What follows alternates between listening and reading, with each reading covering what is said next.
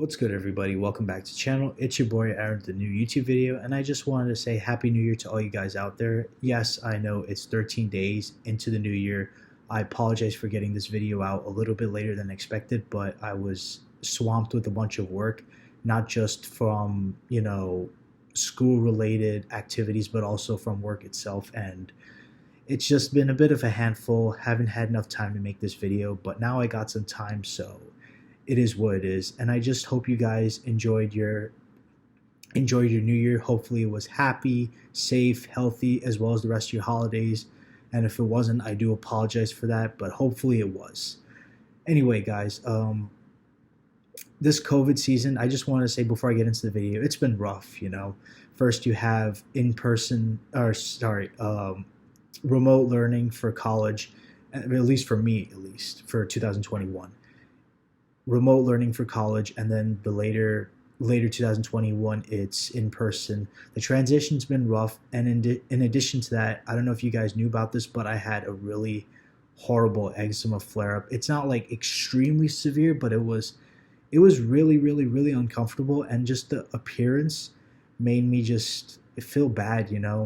Not just it's not just a physical game, it's a mental game when you have any type of skin problem, especially something like eczema, because not only does it itch, not only do you have to scratch it, but just the appearance of it makes individuals not want to do anything. And that's unfortunately how I felt for a good portion of 2021, and I'm so glad that it's reduced as much as it did, because if it still remained the same, it would have been god awful. That's the best way I can put it. So as you guys can see right here on my hand, there's still a little bit right here, this red spot. Notice how this is yellow. That's what my skin complexion is supposed to look like. So for some parts of my body, you can still tell I have it, but for the most part, I look okay. Like my face, for example, my face is the only thing that's returned 100% to normal. Of course, I didn't get hit hard on my face like I did last year, 2020, but it's still there. It's still, the face is still the most improved aspect of my body when it comes to eczema. So as you guys can see right here, I have hair right here. That means that part hasn't been hit, and also it's a little bit lighter. Here, skin's a little bit darker, and there's not much hair. So yeah, that's how my COVID season went. Hopefully you guys had a better COVID season, and if not, we're in this together.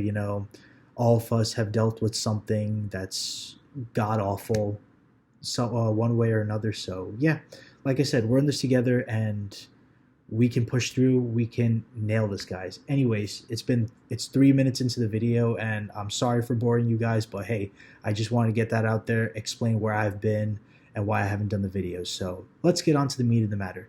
So you guys have probably heard of the TV show Impractical Jokers and the comedy troupe behind it, the Tenderloins. So I just want to say a couple things. So in case you guys don't know the Tenderloins, originally it was the Tenderloins consisting of Sal, Joe, Murr, and who's the other guy? Some guy named Gideon Horowitz, but then Gideon Horowitz left. Some guy named Mike Baccio took over, but then he left. And the reason why Q wasn't in the group initially was because he was in the fire department. He had expressed interest in 2006 to join the group, and when Mike left, Q took his spot, and then once again it was all four friends. Initially, Mike and Gideon, I don't think they were the Impractical Jokers, we'll call them Impractical Jokers, high school best friends. So when Q joined the group, all four of them best friends, as opposed to Gideon and Mike being in the group. Anyway, that's not the point of the video. I just want to give a history lesson to individuals who don't know about the group. So the main purpose of this video, 2 weeks ago on New Year's Eve, Joe Gatto had announced on his Instagram that he would be stepping away from this group for personal reasons, and he had announced that him and his wife were separating, his wife Bessie Gatto, and because he wanted to devote as much time as he could to co-parent his son and his daughter with his wife, despite the fact that him and his wife are separated, he's stepping away from the group. And I just wanted to say, at first when I found out about this via my Facebook friend, I was shocked. But then when I read the post about him stepping away for, family reasons, for parenting reasons, I respected him. Hey, Joe honestly was my favorite member of the group in Impractical Jokers, and the fact that he's stepping away, it proves that he, even though he values his career, his family is more important to him, which is good. Your family should be the most important group in your life because at the end of the day, your fans will adore you, but they're not going to be there when you're dealing with, you know, difficult times. Your family's going to be there, friends are going to be there to help support you, to help pick you up when you're feeling down. So the fact that Joe prioritized his family over his career, that's I have to commend that. I really do.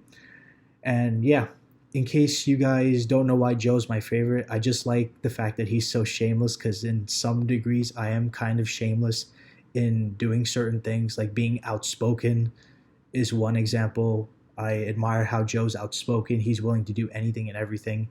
Just when you see him, the first thing that comes into your mind is confidence. No matter what he does, of course, there's a limit to it, as you guys can see with the punishment where he had to grab a kid and make it seem like he was catching the baseball for the kid, and then the mother screamed at him. She was really pissed off when after he handed the kid back to her, took the baseball away. He was like, "I'm so very sorry." And then the challenge where he was tasked to kiss the model in front of his wife. It was rough, man. That's all I can say. Anyway, yeah, it's gonna be weird seeing Impractical Jokers without Joe in it because think of it as a table. Table has four legs, and one leg is broken or one leg isn't present, and that's Joe. Joe's gone, and I'm not saying that Q, Sal, and Murr aren't funny. They are funny guys. They really are. But Joe had that charm, that special charm about him.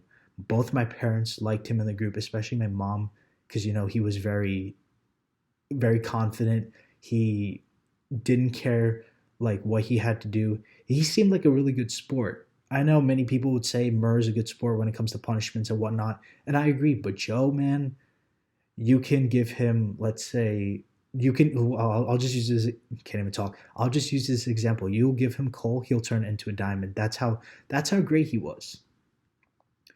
And yeah, he was for sure. He was definitely my favorite member of the group. So the fact that I will no longer see him, not just in the Tenderloins, but in the show Impractical Jokers as well, it's a little disappointing.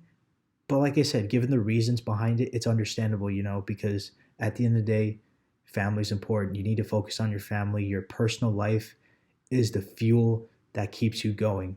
Because if your personal life isn't in order, it's going to bleed into your professional life, and it's just going to be an awful lot of cleanup. That's all I can say. So, in terms of the future of Impractical Jokers, I actually kind of gave this a little bit of thought, and I feel like and you can disagree with me or agree with me, whatever you like, but I feel like after season 9 is over, they should just end in Practical Jokers. Why?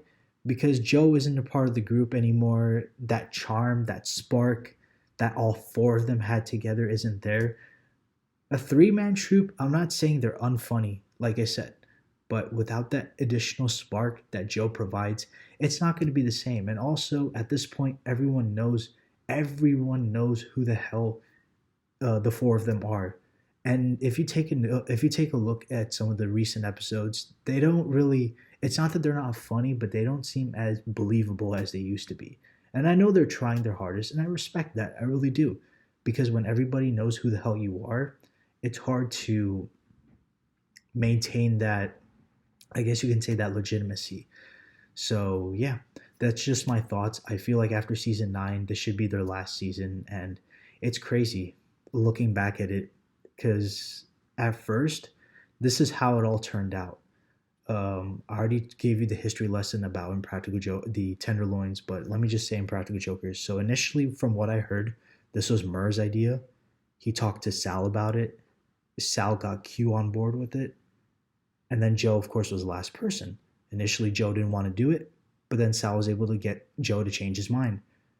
And now Joe's the one who ends up stepping away from the group, which is unfortunate, like I said, but it's understandable. I understand why he's doing it, but like I said, at the same time, it is disappointing. So yeah, it's just crazy. I remember this episode. I believe this show came out when I was in fifth grade, no, in sixth grade, December 2011 or November 2011.